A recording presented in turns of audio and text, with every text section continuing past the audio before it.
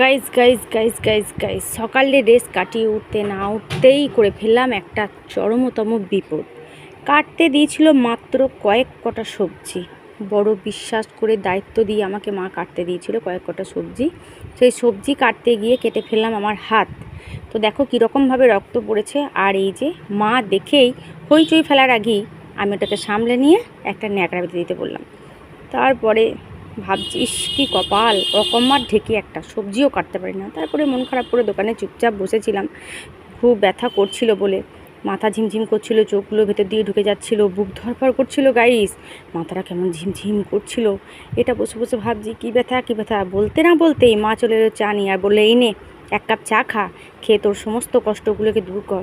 আর চায়ের কালারটা যা বানিয়েছে না গাইস কি বলবো। তো চাটা আমি মজা করে খেতে খেতে ভাবছি যে সত্যি একটু বিপদ হলে কী হবে, এক কাপ চা